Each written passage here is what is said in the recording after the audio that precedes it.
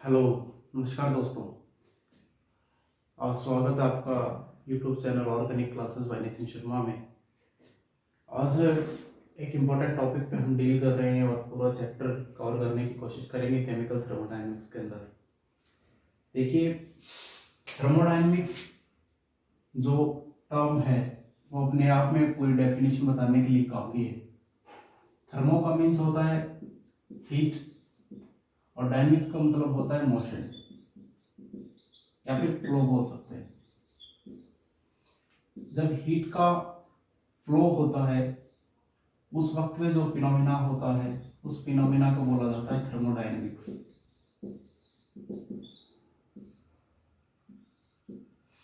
उसको बोला जाता है थर्मोडायनेमिक्स। देखिए, जब भी कोई भी दो सबस्टेट एक दूसरे के पास आते हैं और एक दूसरे से रिएक्ट करने की कोशिश करते हैं, उसके दौरान या तो हमारे पास रिएक्ट कराने के लिए कुछ एनर्जी उनको चाहिए होगी या फिर वो रिएक्ट करने के बाद कुछ एनर्जी की अमाउंट को रिलीज करेंगे। और वही गेन ऑफ एंथैल्पी और लॉस ऑफ एंथैल्पी हमारा थर्मोडायनेमिक्स का मेन पर्पस है। तो थर्मोडायनेमिक्स को पढ़ने के लिए हमारे पास तीन सवालों के जवाब होने बहुत इंपॉर्टेंट है। पहला सवाल ये है कि अगर किसी भी सिस्टम के अंदर कोई भी दो सबस्टेट आपस में कोई भी दो सब्सटेंस आपस में आते हैं तो क्या वो रिएक्ट करेंगे? पहला सवाल है ये। अगर इसका जवाब है नो तो सारी बातचीत ही खत्म हो जाती है, सारी डिस्कशन ही खत्म हो जाती है। अगर वो रिएक्ट करते हैं यस, तो फिर दूसरा सवाल उठकर ये आता है कि what amount of energy will be associate with them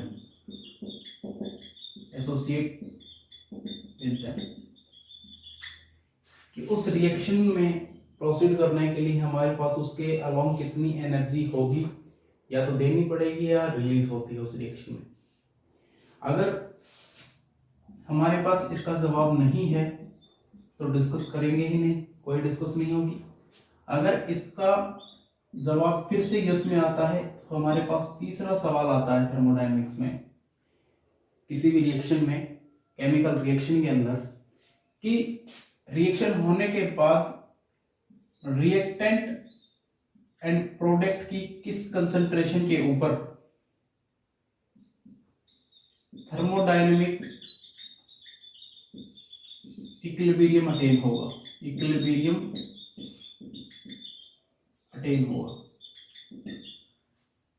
उदाहरण के तौर पर मान लीजिए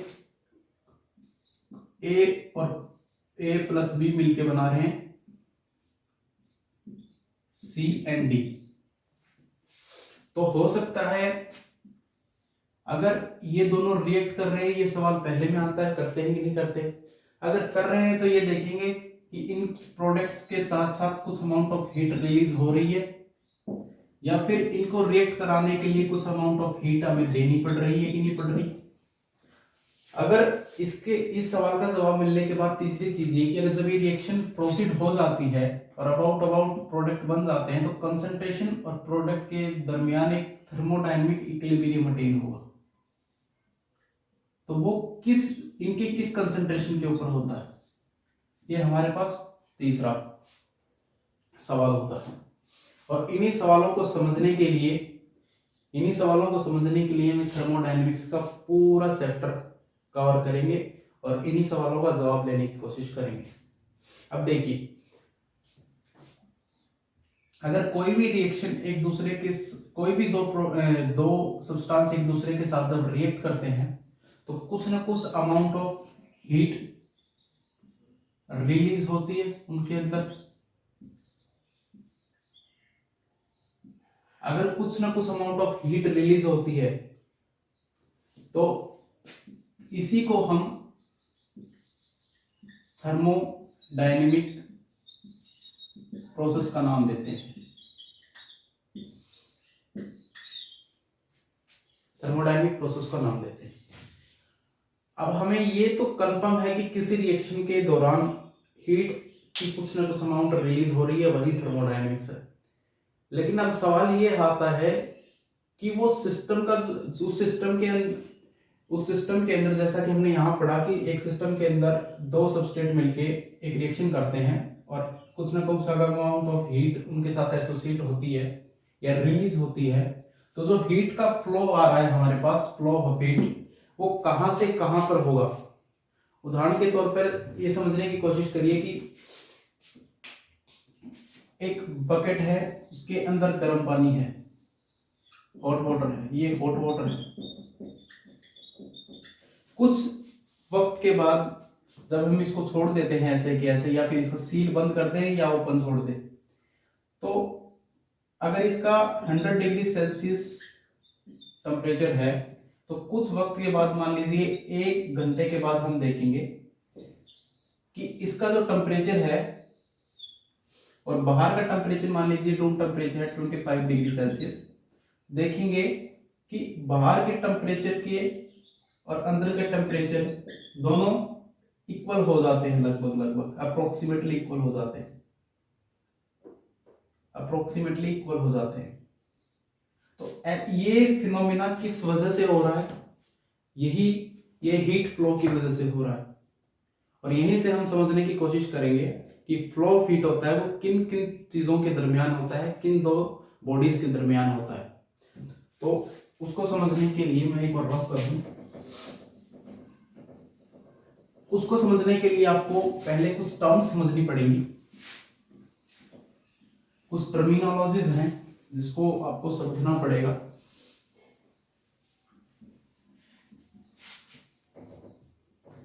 कुछ थर्मोडायनेमिक टर्म्स हैं, उनको डिस्कस कर लेते हैं। उसकी वजह से हमें आगे पढ़ने में और समझने में चीजों को बहुत आसानी होगी।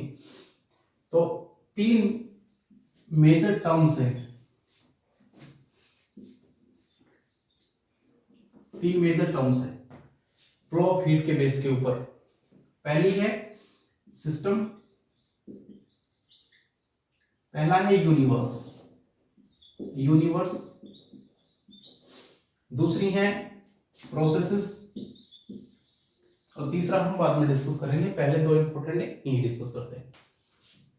चलिए मैं लिख देता हूं एक बार के लिए। ये होते हैं variables and functions. Variables and functions. Universe का हम सबको पता है कि जितनी भी चीजें आज तक की नॉन है या फिर अननोन है, जहां तक कि पूरा ब्रह्मांड फैला हुआ है, सारा यूनिवर्स है। उस यूनिवर्स के अंदर जब भी हम कोई भी पार्ट चूज करते हैं, इस पूरे यूनिवर्स के अंदर जितना भी पार्ट हम चूज करें, चाहे वो 1 सेंटीमीटर स्क्वायर हो, चाहे 1 सेंटीमीटर क्यूब हो, या फिर वो कितना भी बड़ा हो, तो उस पार्ट, जो चूजन पार्ट है, उसी को बोला जाता है सिस्टम।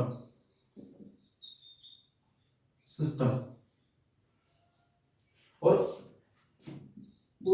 इस चूजन पार्ट को छोड़ के जितना भी पार्ट रह गया, उस पूरे पार्ट को बोलेंगे सराउंडिंग्स। तो except from chosen part at which we are studying, इस पूरे को बोलेंगे सराउंडिंग्स।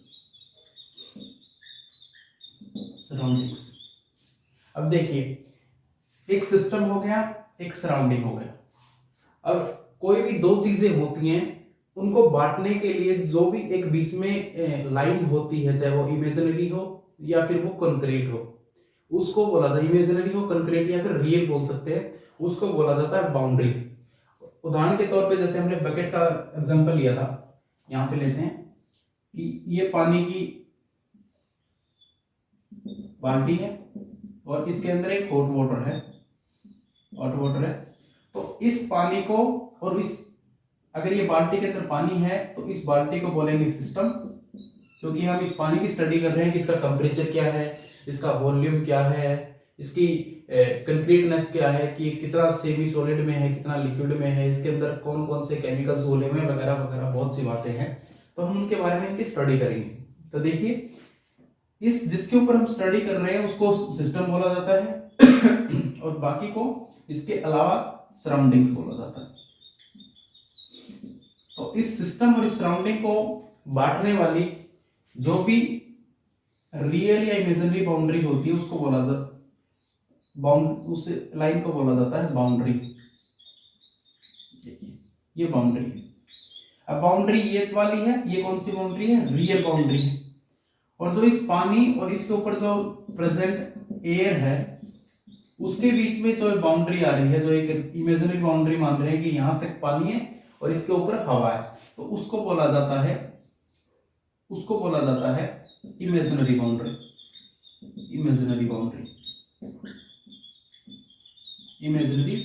बाउंड्री। तो देखिए, इस सिस्टम और सराउंडिंग को बांटने वाली मैं यहाँ पे एक लाइन मार देता हूं और इसको मैं कह देता हूं बाउंड्री। ये होती है बाउंड्री। चलिए आगे बढ़ते हैं। इनको आगे फर्दर क्लासिफाई करके समझने की कोशिश करते हैं कि सिस्टम कितने प्रकार के हो सकते हैं, कितने टाइप के हो सकते हैं। तो सिस्टम का क्लासिफिकेशन दो बेस पे होता है। पहला कि जो सिस्टम हम ले रहे हैं, जिसके ऊपर स्टडी कर रहे हैं, उसकी खुद की प्रॉपर्टीज क्या है। जैसे या तो वो खुला है, या फिर वो बंद है, या फिर वो बिल्कुल आइसोलेटेड है, बंद है, जिसके अंदर से ना कुछ अंदर जा रहा हो ना बाहर जा रहा हो। ठीक है, उदाहरण के तौर पे मान लेते हैं, आपको एक एग्जांपल दे, पहले मैं डेफिनेटली लिख देता हूं इनके। पहला है उनके बिहेवियर के बेस पे, या फिर ट्रांसफर बेस पे लिख देता हूं, ट्रांसफर बेस पे। और दूसरा है उनके नंबर ऑफ कंपोनेंट्स के बेस पे, number of components in system, उसके बेस पे। तो देखिए, जब उसका ट्रांसफर मतलब सिस्टम के अंदर से कोई चीज बाहर जा सकती है कि नहीं जा सकती है, या फिर सिस्टम के अंदर आ सकती नहीं आ सकती है, उसके बेस पे हमने 3 पार्ट्स में डिवाइड किया। पहला होता है ओपन सिस्टम, सेकंड होता है क्लोज्ड सिस्टम, और थर्ड होता है आइसोलेटेड सिस्टम।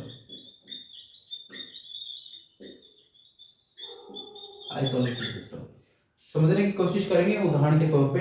ओपन सिस्टम वो सिस्टम होते हैं जिनके अंदर से एनर्जी एंड मैटर दोनों ट्रांसफर हो सकते हैं। उदाहरण के तौर पे मान लीजिए, एक आप कढ़ाई में सब्जी बना रहे हैं, तो उसके अंदर पानी भी डलता है, सब्जियां डलती हैं, मसाले डलते हैं। तो जब हम उसको ओपन कढ़ाई के अंदर बनाते हैं तो उसके अंदर से एनर्जी भी बाहर जाती है भाप के तौर पे, और उसके अंदर प्रेजेंट जो पानी होता है, जो वाटर होता है, वो भी भाप बन के बाहर जाता है। तो एनर्जी उसके अलोंग ट्रांसफर होती है। तो ऐसे सिस्टम जिनसे के अंदर से एनर्जी और प्लस उसका मैटर दोनों ट्रांसफर होते हैं, उसको ओपन सिस्टम बोला जाता है। इसका सबसे बड़ा एग्जांपल होता है वो ह्यूमन बॉडी होती है।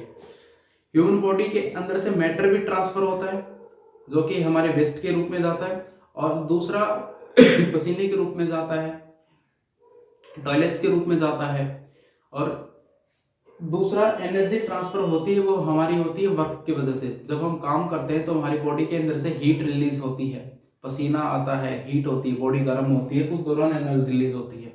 तो ह्यूमन बॉडी होती है वो ओपन सिस्टम का सबसे बड़ा एग्जांपल होता है। ठीक वैसे ही अर्थ भी होती है, अर्थ मैटर भी ट्रांसफर करती है और साथ साथ में एनर्जी भी ट्रांसफर करती है।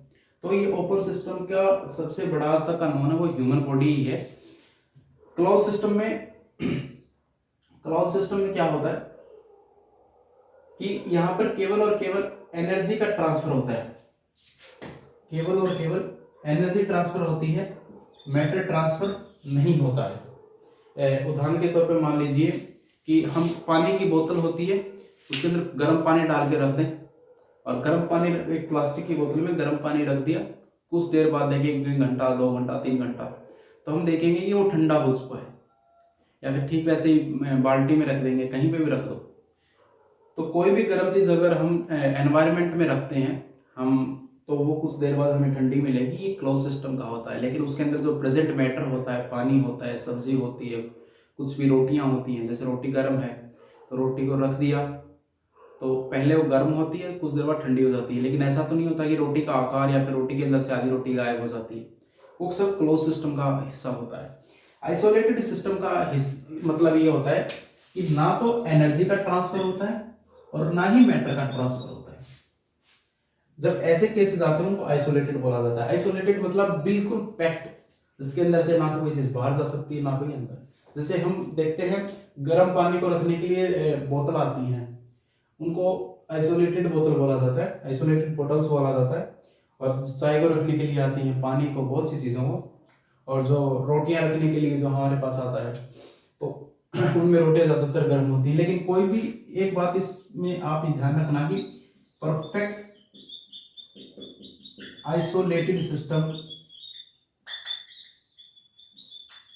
Does not exist. ऐसा कोई सिस्टम नहीं है जो परफेक्ट हो आइसोलेटेड। ठीक है, अब बात करते हैं number of components in the system. देखिए, अगर सिस्टम में कंपोनेंट ओनली 1 है तो उसको बोला जाता है होमोजीनियस।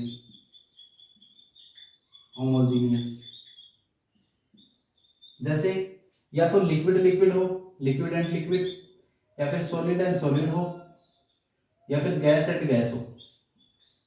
ठीक है, ये होता है। इसका एग्जांपल हम ले लेते हैं, जैसे हम बात करते हैं अल्कोहल और सोडा की बात करते हैं। जब अल्कोहल में हम सोडा मिलाते हैं, सॉलिड सॉलिड की बात तब करते हैं जब हम हेलोय की बात करते हैं। हेलोय आपने सॉल्यूशन में पढ़ेंगे आगे चलकर, कि जब हम ऐसे आजकल ऐसे गेट्स आ गए हैं जिनका कोरोजन इजीली नहीं होता है। वो इसलिए नहीं होता है क्योंकि उनके अंदर बहुत सारे मेटल मिला के उनकी स्ट्रेंथ को ऐसा बनाया जाता है कि वो ज़्यादा स्ट्रेंथ हो और ज़्यादा लंबे टाइम तक चले, उनमें कोरोजन ना लगे। तो उनको एलॉय बोला जाता है। जब दो मेटल्स के, जैसे लोहा स्टील ऐसा मिलके बनाते हैं। और गैसेस में हमारा एनवायरनमेंट सबसे बड़ा एग्जाम्पल है ये सारी गैसेस मिलके हैं।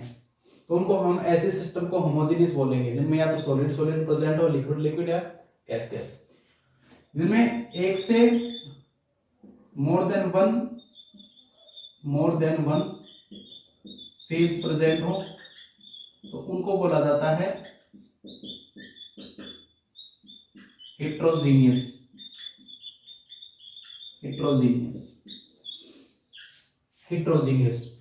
तो हेट्रोजीनियस सिस्टम वो होते हैं जिनमें या तो सॉलिड के साथ लिक्विड या फिर सॉलिड के साथ गैस प्रेजेंट हो, या फिर लिक्विड के साथ सॉलिड या फिर लिक्विड के साथ गैस प्रेजेंट हो, या फिर गैस के साथ सॉलिड और गैस के साथ लिक्विड प्रेजेंट हो।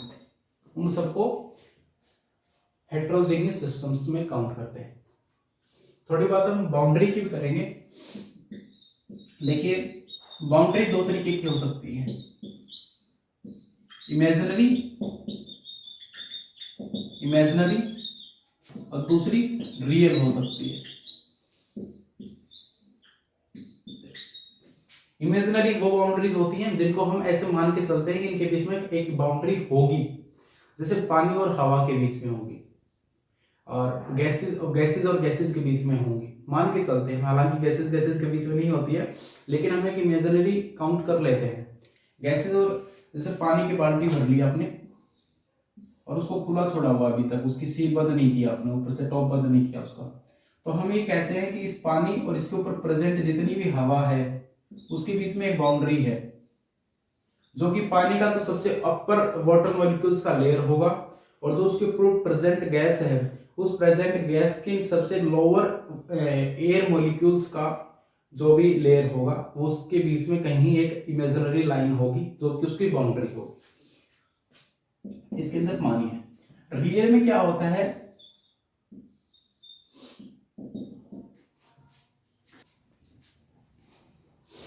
रियल बाउंड्रीज के अंदर क्या होता है कि जो भी वाटर, जो भी सिस्टम और सराउंडिंग होते हैं, सिस्टम एंड सराउंडिंग होते हैं, वो किसी सॉलिड बाउंड्री के थ्रू डिफरेंशिएट किए जाते हैं, डिफरेंशिएट किए जाते हैं। ठीक है, तो यहाँ पर जो बाल्टी की जो भी एजेस होंगी या जो भी उसका सरफेस एरिया होगा नीचे वाला बेस सरफेस एरिया, वो उसकी सॉलिड बाउंड्रीज में आएगा। और जो अपर जो उसका वाटर का जो भी लेयर है या फिर जो एयर के साथ लग रही है, उसको हम इमेजिनरी में गिनेंगे। अब बाउंड्री, क्या हर किसी को हम बाउंड्री कह देंगे? क्या हर एक जो लाइन सिस्टम और सराउंडिंग को डिफरेंशिएट करेगी, हर एक उसको बाउंड्री बोल देंगे? तो इसका जवाब है नहीं। उसके लिए एक बहुत इंपॉर्टेंट कंडीशन होती है कि कभी भी बाउंड, जैसे कैटालिस्ट पढ़ा हमने कि कैटालिस्ट क्या होता है कि किसी भी रिएक्शन के अंदर जाता है, उस रिएक्शन की स्पीड या तो स्लो करता है या तेज करता है, और बिल्कुल लास्ट में सेपरेट आउट हो जाता है उसके प्रोडक्ट से। तो रिएक्शन के अंदर कभी पार्टिसिपेट नहीं करता। ठीक वैसे ही बाउंड्री क्या होती है, एक कैटालिस्ट की तरह बिहेव करती है। बाउंड्री कभी भी इंटरेक्ट नहीं करती, इंटरेक्ट नहीं करती किससे?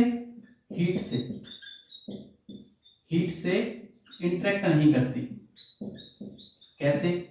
देखिए, मान लीजिए इस बाल्टी का टेम्परेचर था, इस पानी का टेम्परेचर था इस बकेट में 100 डिग्री सेल्सियस, और इससे बाहर आया जो हीट आई उसको हमने मेजर किया तो वो थी 95 डिग्री सेल्सियस पे। तो इसका मतलब क्या है कि जो बाहर आई वो 95 थी, अंदर रह गई, अंदर थी 100, तो 5 डिग्री कहां पर गई? तो 5 डिग्री थी वो कहां पर गई? 5 डिग्री सेल्सियस। उसका मतलब ये है कि ये जो बाउंड्री है इसने ये 5 डिग्री को अब्सॉर्ब कर लिया। तो अब्सॉर्ब कर लिया तो मतलब हीट और इस बाउंड्री के अंदर कुछ ना कुछ इंटरेक्शन हुआ जिसकी वजह से इसने अब्सॉर्ब कर लिया, इस बाउंड्री के मॉलिक्यूल्स ने उसको अब्सॉर्ब कर लिया। तो इस केस में हम इसको बाउंड्री नहीं कह सकते, नो बाउंड्री। इसके अंदर वो सिस्टम में ही काउंट हो जाएगी, सॉरी वो सराउंडिंग के अंदर काउंट होगी, क्योंकि वाटर से बाहर जा रही है तो सराउंडिंग के अंदर काउंट होगी। तो इसका मतलब यहाँ पर एक बाउंड्री को कहने के लिए सबसे पहले ये मानना पड़ेगा या फिर ये होना पड़ेगा उसके लिए कि उसके हीट को अब्सॉर्ब नहीं करेगी या हीट के साथ कोई भी इंटरेक्शन नहीं दिखाएगी, उसको हम बाउंड्री कहेंगे। यहाँ पर जो इमेजिनरी है उसको हम बाउंड्री कह सकते हैं। क्यों कह सकते हैं? बिकॉज वहां पे हीट का अब्सॉर्बेंस नहीं होता है, वो डायरेक्ट सराउंडिंग के अंदर ट्रांसफर हो जाती है। तो ये हमारे यूनिवर्स का कंसेप्ट है। उम्मीद करता हूं आपको सबको समझ में आ जाए। अगर आपको इसमें कोई दिक्कत हो तो कमेंट कर दीजिएगा, मैं यूनिवर्स के कंसेप्ट में जो भी समस्या होगी आपको उसको फिर से कम्युनिटी पोस्ट में डाल के आपको शेयर करने की कोशिश करूंगा।